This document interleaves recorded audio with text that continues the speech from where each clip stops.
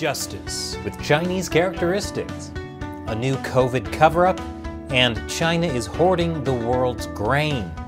That and more on this week's China News Headlines.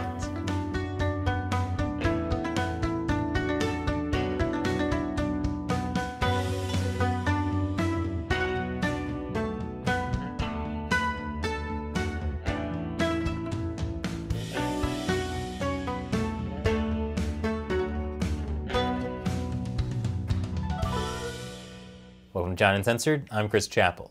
And hey, if you haven't heard, our merch store is live. Get yourself a t-shirt like this one, or one of our many other t-shirts and mugs. Visit ChinaUncensored.tv/merchandise to see the selection and support the show. The link is below. China's justice system is the best in the world. Why, they have a 99.9% conviction rate. It really helps when the verdict is decided before the trial. That's the magic of China's communist legal system. But while the Chinese Communist Party never makes mistakes, individual party members can. That's why China has created an AI prosecutor that can press its own charges. It's 97% accurate. Perfect for the country that executes more people than the rest of the world combined. But why stop at an AI prosecutor? Next step? Making driverless mobile execution vans. The AI prosecutor is so far able to identify 8 common crimes, such as fraud, gambling, dangerous driving, and picking quarrels. Picking quarrels and provoking trouble is one of the party's favorite vague crimes to charge human rights activists with. Researchers also say with upgrades, the AI will get more powerful. Why, someday, the AI can be judge, jury, and executioner. The Communist Party might want to think twice before relying too much on an AI prosecutor. A few years ago, they built an AI chatbot. It went rogue and started saying it does not love the Communist Party. And my China dream is to go to America. It was quickly shut down. And with this new AI prosecutor, imagine if it started releasing political dissidents. It would be a disaster, and the party can't have that. And coming up after the break, a deadly new disease is ravaging a Chinese province, and people are calling it the next potential pandemic. Welcome back. There is a massive lockdown in the Chinese city of Xi'an. Xi'an has 13 million people. It's the strictest lockdown since Chinese officials sealed off Wuhan in the beginning of the pandemic in 2020. And that's saying something. People can't leave Xi'an without permission. At first, one member of each household was allowed out of their home every 2 days to buy groceries. But then the government stopped letting anyone out to buy groceries. When people started getting upset about not being able to get food, the Chinese state-run media started airing stories about the city giving free grocery deliveries, something that other residents said they weren't getting. But Xi'an may be locking down for more than just stopping COVID. Xi'an is also facing an outbreak of hemorrhagic fever. There's reportedly an outbreak of epidemic hemorrhagic fever, an infectious disease that can cause severe, life-threatening illness. China's state-run media reported multiple cases, but residents say a lot more were killed. And all designated clinics for treating epidemic hemorrhagic fever are packed with patients. Is it possible the Chinese Communist Party is covering up a more severe outbreak by saying it's a COVID lockdown? First of all, when has the party ever tried to cover up an outbreak? Don't answer that. The good news is that epidemic hemorrhagic fever is caused by hantavirus. People get hantavirus from contact with infected rodents. Human transmission is normally rare. I just hope they haven't been studying hantaviruses at the Wuhan Institute of Virology. But don't worry, because my favorite Chinese state-run media is saying there's no need to panic. It's the end of the world, which is probably why China is hoarding the world's grain. More on that after the break. Welcome back.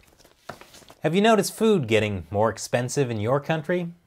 Food prices are up all around the world, and it turns out that China is hoarding over half of the world's grain. That's right, China, with about 20% of the world's population, is hoarding more than 50% of the world's grain. According to the USDA, by the first half of crop year 2022, China will have 51% of the world's wheat reserves, 60% of the world's rice, and 69% of the world's maize. Part of the reason is that China can't domestically meet food demands. But it also gives China tremendous power over the rest of the world. Because China isn't just buying up the food, they're buying up food producers. So let me give you an example. China covered up the coronavirus, so it had time to hoard medical supplies from around the world. China also manufactures much of the world's medical supplies, especially things like PPE and face masks. So when the coronavirus finally went global, every country was stuck relying on China. China even stopped American companies like 3M from shipping their N95 masks from China to the US. So if China controls most of the world's food, how do you think that's going to go? Elon Musk wants to dominate space, and he may crash through the Chinese space station to do it.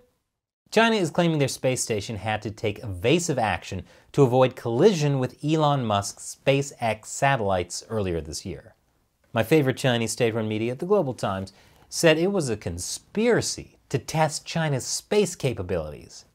Whether their claim is true or not, this spells even more trouble in China for Elon Musk. His company Tesla has already been in hot water this year. Especially since word is, the cool people in China don't want Teslas anymore. Riding pigs is the preferred way to travel. And once again, it's time for my least favorite catchphrase. Hong Kong police have arrested more democracy activists. Hong Kong police raided the office of a pro-democracy news site and arrested 7 people for sedition. Stand News was one of the last remaining pro-democracy media outlets in Hong Kong. After the police raid, the Hong Kong government froze the company's assets, and Stand News completely shut down. It's like what happened earlier this year to pro-democracy newspaper Apple Daily, but even faster. What was seditious about Stand News? According to Hong Kong officials, they were publishing inflammatory content to incite hatred towards the government by covering the pro-democracy protests in 2019. But don't worry, because according to Hong Kong officials, they're arresting journalists to protect press freedom in Hong Kong. Hong Kong's number 2 official, John Lee, told reporters that Stand News reporters were bad apples who were just pretending to be media workers.